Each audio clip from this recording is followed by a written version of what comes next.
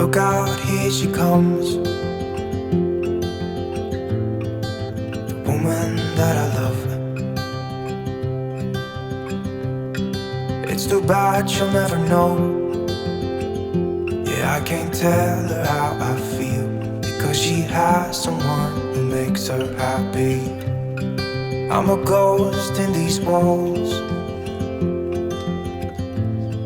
or at least I try to be. 'Cause I hope that I'm not showing. Hello everybody, welcome to Eating Well. As you can see, I am still getting ready, but today I wanted to share a few things that are making my pregnancy a lot easier. I am currently 31 weeks pregnant, so I am in the third trimester, feeling really good. This whole pregnancy has been amazing, but I wanted to share some things that I'm doing that I believe have made my pregnancy super easy, and also that helped me prepare for labor as well. But I wanted to make the video a little more interesting instead of just sitting down and talking at you, to make it more like spend a day with me. And as I spend my day, I will share information with you. So I'm gonna finish getting ready and then we will begin. I guess I could start sharing while I get ready too, but it is currently 7:52 in the morning. All that b-roll in the beginning, I finally hung like a ton of stuff up in our house that we've been here for almost a year, and that stuff just like needed to get hung up. It was just sitting around, and there's some stuff in our bedroom I can show you too, but I've been procrastinating hanging that stuff up. But we'll start with number one. So the first thing I have on my pregnancy care list is Chiropractic Care. Chiropractic Care has been shown to enhance labor. Enhance meaning make it faster, make it easier, get a little smoother, less prone to becoming high risk by 40% if your body is in line, if your spine is in line, if all of your ligaments and all of that going on, you know, there's no nerves being pinched. If all of that stuff is in line, that will make your labor so much better because your body is limber, it's ready, it's in line to give birth, especially when all of that stuff is opening during labor, or even through your pregnancy. Your body's changing so much that to keep it in line during that time and working with it while it's moving is just going to make the process so much better. So I actually see a chiropractor. He's actually specialized and is certified in pregnant women and babies, and so I will also be taking our son to get chiropractic care while he's a newborn and for the rest of his life. I really believe in chiropractic care. I've been seeing a chiropractor since I was like 12 years old. I lift weights and I've never had injury. I rarely am in pain, and I think it's due to chiropractic care, also with me taking care of my body and staying flexible, that kind of stuff. But chiropractic care is the best. I mean, I highly recommend it. There are some people who don't believe in it, but I've never had issues with my body and my pregnancy has been super easy. So, I mean, I feel like I can't complain or say anything bad about chiropractic care because it's been so great for me.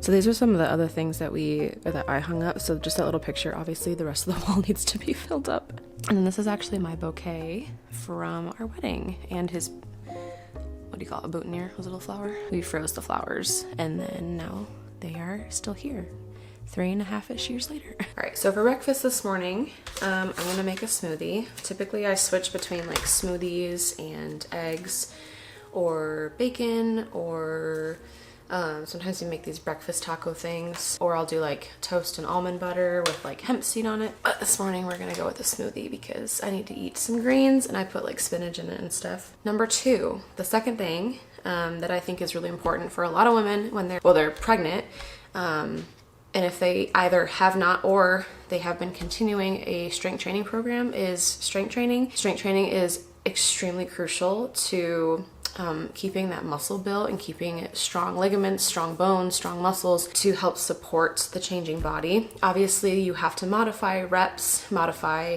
movements, modify weights, and lessen load a little bit because the body is producing relaxin, which is a hormone that literally helps the body relax because everything's expanding. And so things need to shift. However, keeping up a strength training program in pregnancy is so important. It's going to make your pregnancy easier because you can easily adapt to the changes that your body's making. You can stay strong throughout your pregnancy. I don't know, it just makes you like just more strong overall, but it also keeps up your cardiovascular system, and there's so much more blood in your body. Now, if you have not been on a strength training program prior to pregnancy, then I would definitely suggest hiring somebody before you just jump into working out or finding any program on the internet, because you're going to want somebody who knows what they're talking about.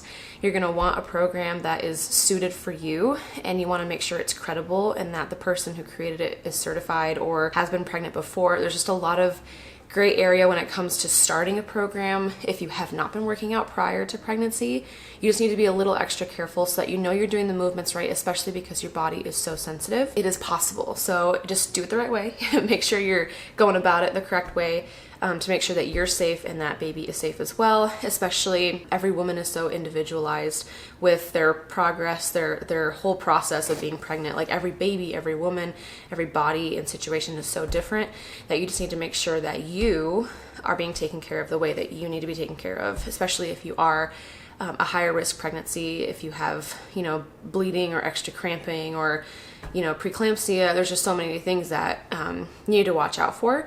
So don't just jump into a strength training program. I'm not saying just go to the gym, but make sure you're on a solid program that is built for you.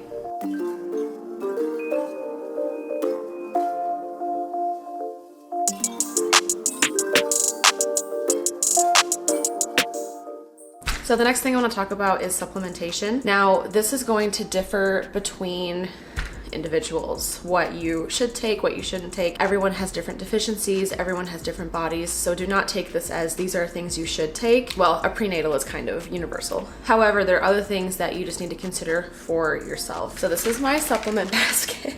So I want to go over them really quick. Your body's just working really hard. It's using a lot of your other parts of your body. It's using a lot of minerals and vitamins to create life, and that's a huge job.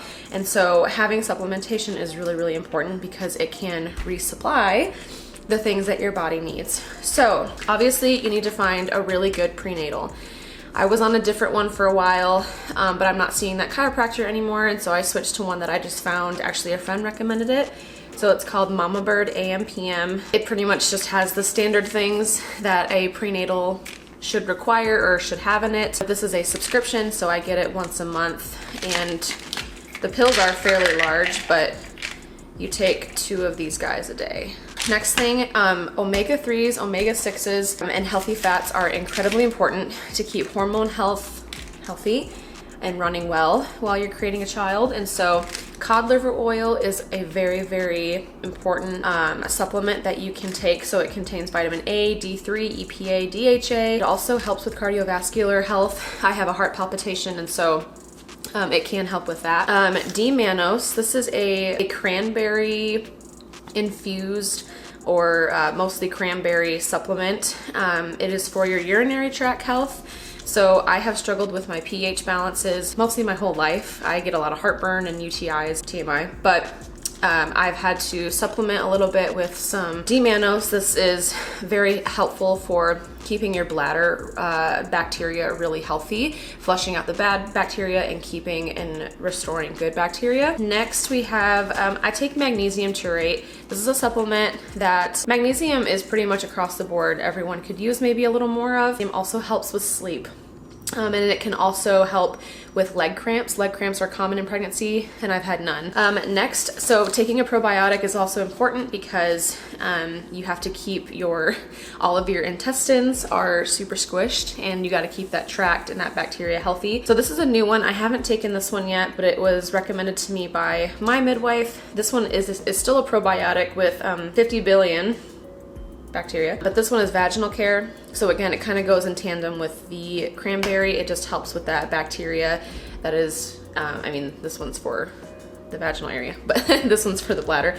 But it just helps with those, all that healthy bacteria too. Okay, so this one is an iron supplement. It is really easy to become anemic in pregnancy because your body is using extra iron with all of that extra blood flow going straight to your placenta, straight to your uterus, everything down below. And so iron is super, super important. A lot of women experience anemia, which is low iron in the blood. Real quick, this is a wellness raspberry tea. It's actually called a nettle tea. Yeah, raspberry, nettle, straw, and alfalfa to encourage female system in pregnancy. So this was, recommended to me by my midwife. This tea is mainly for helping like the tissues of the vagina and the uterus work well during labor.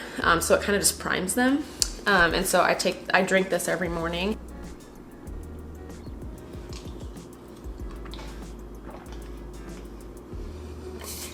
I also failed to mention, I have had issues with electrolytes in the past, especially with living in Phoenix for a long time and depleting my body of important minerals because I work out and living in the desert. You know, it's kind of hard to keep salt and electrolytes in your system. This is a electrolyte dropper that I got again on Amazon. It's called EIDON, Ionic Minerals. What I like about this is I enjoy liquid IV. I really do. I think it tastes great. It's really fun, but it has a crap ton of sugar in it and I require a lot of electrolytes. And so I don't want to drink a ton of sugar just to get electrolytes. You know what I mean? So this is a tasteless, calorie-free, loaded with electrolyte dropper. I put 3 droppers in my water every morning in my 40-ounce bottle, and I get the electrolytes I need. And then lastly, this is just extra vitamin D. This is kind of like almost like a gel. I would love to put this in my water, but it makes it all gross. So typically if I have like toast or something, I'll put it like right on my toast. I'm gonna go get coffee this morning, so I think I'll come back and put this in the coffee and then just drink the rest of my coffee with this in it. Sorry, the camera is so close to my face. I am carrying a lot of stuff. Man, our coffee run, just get ready, all right? Those of you who are from the west side of the country,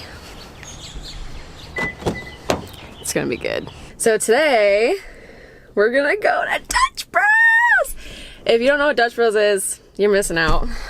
You're probably from Tennessee. There are 3 Dutch Bros that are either current or they're being built. Okay, so of course the one in my city is still being built, but there's one in Gallatin, Tennessee, which is 35 minutes north. And so yes, I'm gonna drive 35 minutes to go get Dutch Bros. So that's what we're gonna do right now. The next thing I wanna talk about is listening to audiobooks and learning about the pregnant body during labor. So there's a lot of things, there's a lot of different books, but there's a few that I'm currently listening to. One is called The Bradley Way. The Bradley Way is an audiobook, well, it's a book too, that just, The Bradley Way is a method of birthing that is all natural, no medication. It's a lot of like relaxation and having like your partner or like your husband be your partner and be your coach. And that book talks a lot about like learning about the uterus as like a bag of muscles and like envisioning what it's actually like to birth a child. And so while you're like birthing your child, you are envisioning what's happening, and so it helps you get through the contractions. Now, of course, I am a little naive to birth because I have never birthed a child, but I believe in the method. I think it really works because I've seen a lot of women do it, and I think it's beneficial. Just started listening to, it's called The First 40 Days. This one is actually for the 4th trimester, and it's for postpartum. So it's literally about the first 40 days of a baby's life and the first 40 days of you becoming a mother as the woman. And it basically just talks about how in a lot of other cultures, women stay home. They literally almost isolate themselves for 40 days to help their bodies heal, to transition to becoming a mother a lot better than just jumping into life, and to like heal, to like feed your baby, to recover. Like there's so many things that are going on in that time period that giving yourself like a month to like literally not do anything is really, really important. And so Tad and I are probably going to implement that or practice it. And so Like, I won't be going to church for a month. I won't be going to outings. I'm going to like literally have no guests except our parents. I think that's best for us and how we function. Just getting educated about what labor is like, what pregnancy is like. Being educated makes you so much more capable of performing well in labor. Just knowing what your body's going through. Like, sometimes if you're in pain or you're experiencing a symptom, sometimes just knowing like and having the knowledge and telling yourself like, no, this is happening in my body right now, really helps to like cope with the symptoms that you experience. And so I highly suggest reading, listening, learning.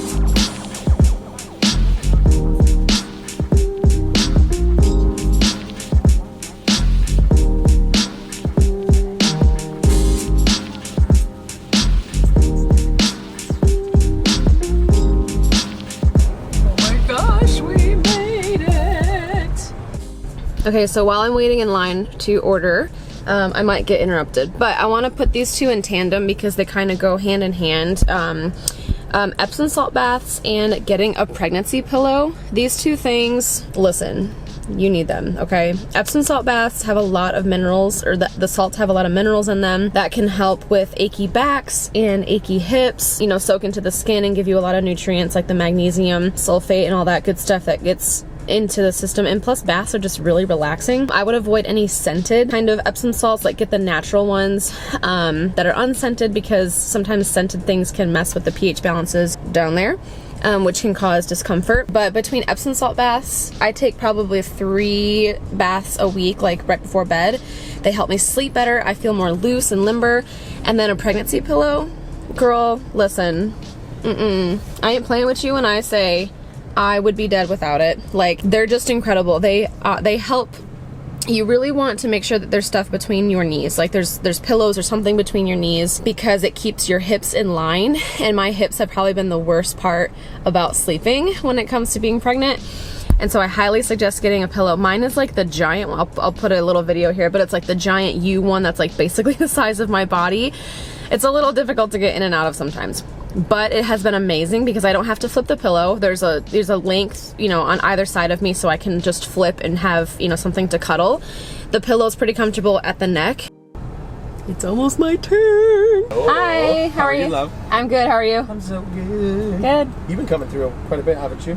This is my first time. No way. Yeah. Just kidding. I moved from Phoenix, and so we have Dutch Bros there. I know. I'm like, yes, I'm very excited. So that's awesome. All right, we are home. We made it.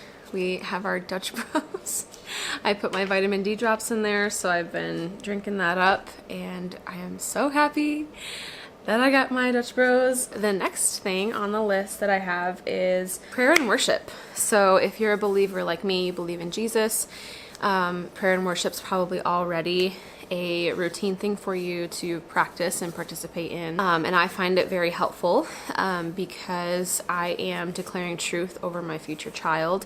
I am praying that God goes before me in pregnancy, in labor, and in this new transition of life that is going to be very powerful. And I think the biggest thing I'm praying over is just the like identity shift. Not that like I'm gonna become a totally different person. I mean, maybe, but you know, becoming a mother is like such a huge deal. I'm just really praying God goes before me and He's with me in that time, because some women really struggle with that shift. And so like I'm praying over that. But my current favorite devotionals and reads, I pretty much always am in this book. This was a wedding gift from my mom, 31-day devotional that I keep repeating. It's just prayers over my husband. And this is my journal.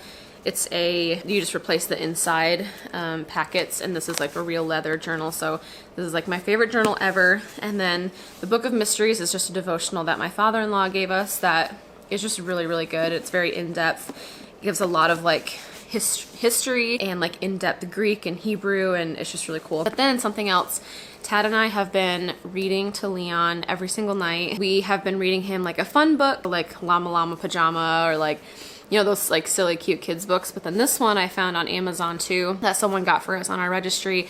It's called Prayers for My Baby Boy. And so we'll read him a fun book, and then we've been reading him a prayer every night and praying over him. And so I love books like these because I feel like sometimes in our prayer life we can start to like pray the same thing. And so these books really help me to pray new things and things that I wouldn't have thought of, or like, oh yeah, like last night we prayed over like his curiosity, that he would like be curious in facets of life that bring God glory, and that like he would find a new skill that would bring him curiosity and like, you know, wonder for life, and just really cool things like that. I was like, oh, I don't think I'd ever thought of praying that over him. So books like this, and then just worshiping the Lord and praying, you know, through all the emotions and different things that you experience when you're pregnant, I think are really, really important. So being mindful of your thoughts, being mindful of how you are preparing mentally and spiritually for a huge new season of life is really important. And this is like my new favorite space in our home. So this is the new rocking chair we just got.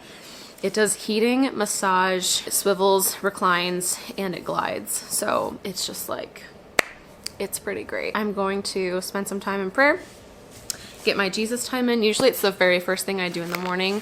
And obviously I didn't do that. So I'm going to get that done now before we continue.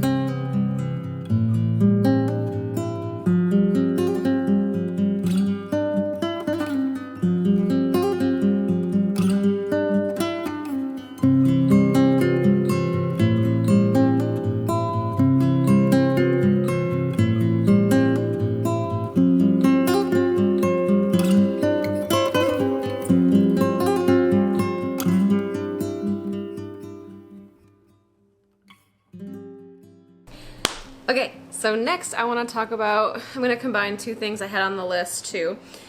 Stretching, diaphragmatic breathing, and pelvic floor work. I'm not going to go in depth about diaphragmatic breathing and pelvic floor work. There's not enough time in this video to really go over all of it, but stretching and doing these exercises help incredibly with the process of keeping your pelvic floor really strong, keeping your core strong. As you can tell, I'm currently on a yoga ball or a birthing ball, whatever you want to call it. Reason being, yoga balls are really, really good for your hips. Also, instead of sitting and watching TV, it really helps to like sit on a yoga ball and kind of bounce, because it helps your spine starts to like decompress a little bit.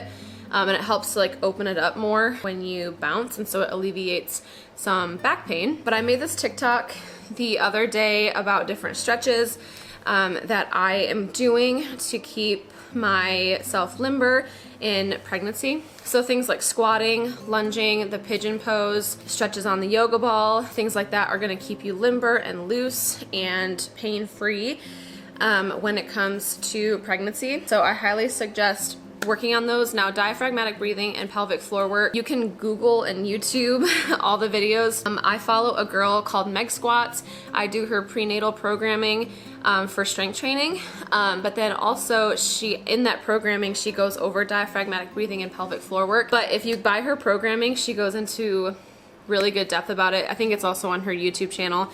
So Meg Squats is her channel. She shares a lot of good tips. She's very strong. She has had a baby herself, and so she has been through it. She's certified. All of her information is just very scientific, very evidence-based, and so I highly suggest looking into her content. There is cat hair all over my eyeballs. Sorry, I keep like wiping my eyes. But the other thing that I've been doing that has helped a ton in pregnancy is using a massage gun. Now, these are a piece of equipment that can be on the more expensive side. You can get cheaper ones. The cheaper they are, the crappier they are. Obviously, the more expensive, the better. This one, I think we got for like $100 maybe on Amazon. So it's not the best gun, but like Theragun is a brand that's really, really good, but they're like $500+. They're like pretty expensive, but massage guns are really useful. If like for me, rolling out and using a lacrosse ball on my tight muscles has been really hard, because like being on my back and like laying specific ways and like using muscles that are like really hard to use right now, it's like pretty uncomfortable. So having a massage gun for like my hips and like my thighs and like reaching like my neck and like my upper back has just been absolutely amazing. And my midwife said that this will also help in labor, because you can get pretty intense back pain. So if I'm laboring, you know, forward, leaning forward, Tad can take this to my lower back. Miss Dodo is very needy today, huh? You just need lots of love.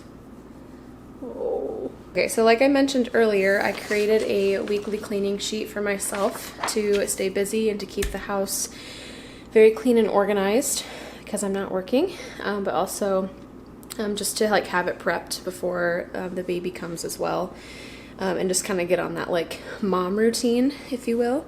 So today is deep clean the kitchen day, which really deep clean just kind of means like moving stuff away from the sides of the walls, wiping down all the countertops really well. Last week I cleaned out our oven, like I self-cleaned the oven, which was very stinky, but it looks really good now. Making sure all the dishes are put away. Yeah, like things like the toaster, you know, the crumbs get everywhere and that kind of stuff. So just cleaning underneath that. I guess I can talk about like nursing and like preparing his nursery setup and that kind of stuff.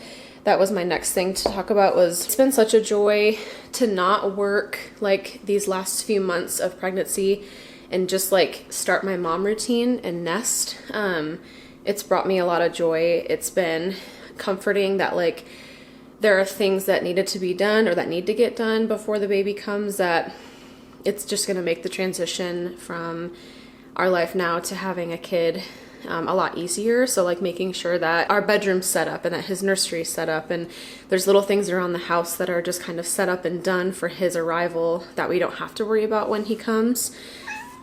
Oh, what? And so if you are a working person or a working mother or working wife, I highly suggest taking at least a month off before your baby comes so that you just have that space. It seems like a long time, but it really isn't when it comes to like finances and buying things. And I feel like it's kind of a slow process.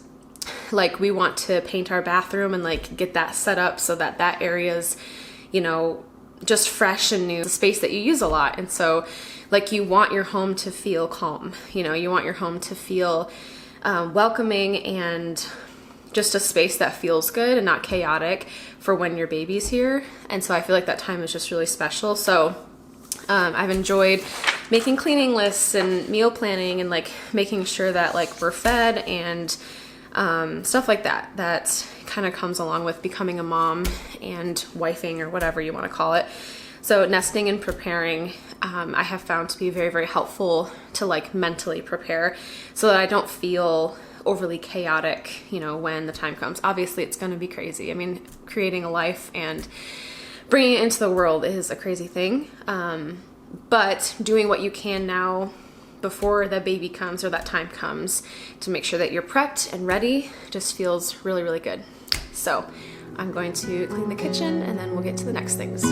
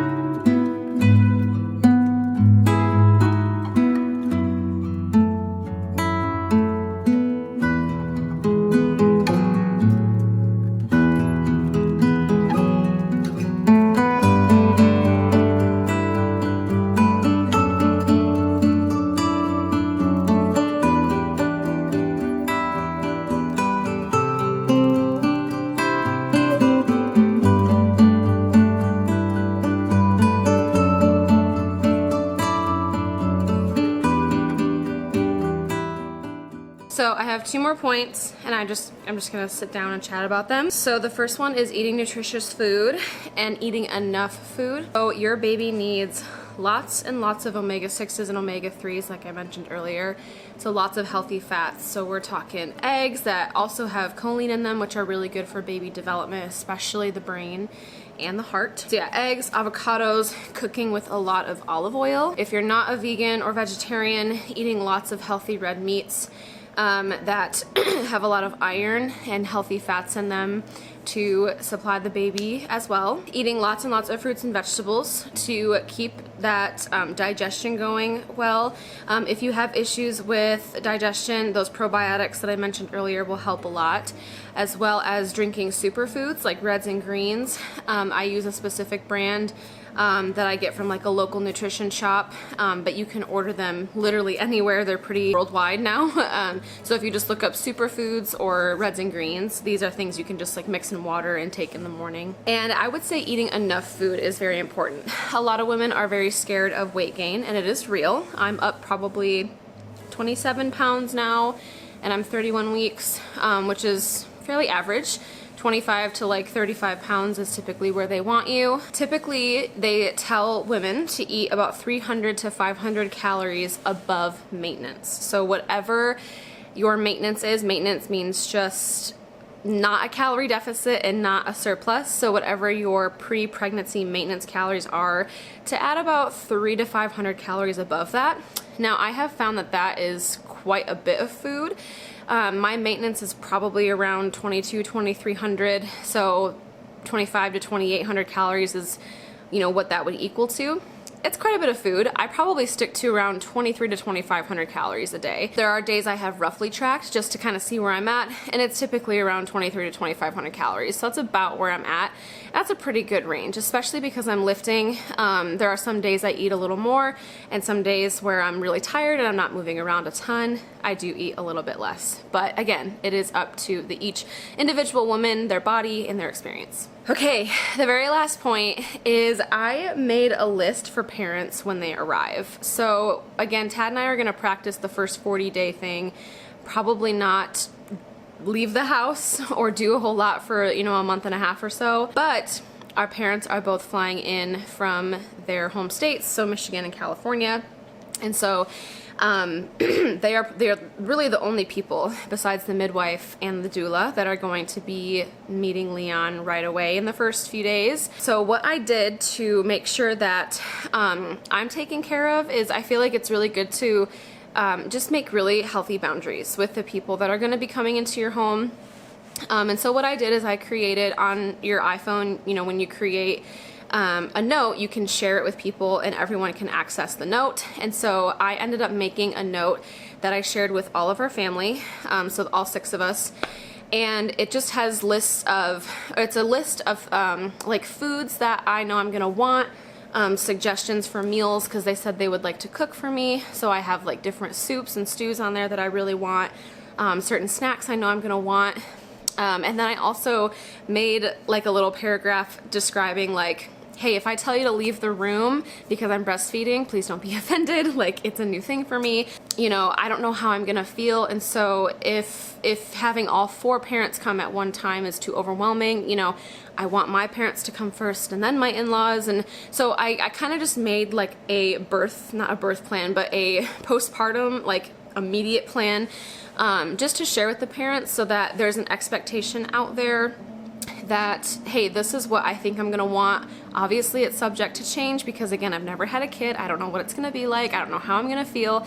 But here is some basic guidelines of how I think I'm gonna feel, and then we'll go from there. I feel like setting really clear boundaries and expectations for the people who are immediately around you is super healthy. It kind of just clears the air, lets everyone know what you're gonna want, because you're kind of the star of the show. Like, you as a woman, it's like you're going through this. Like, it is your time to be bossy, like be a Karen, you know what I mean? And let people know like what you want, what you don't want, because like you're the one going through all of these hormonal, physical, my memory card got full, so I don't really know where I ended.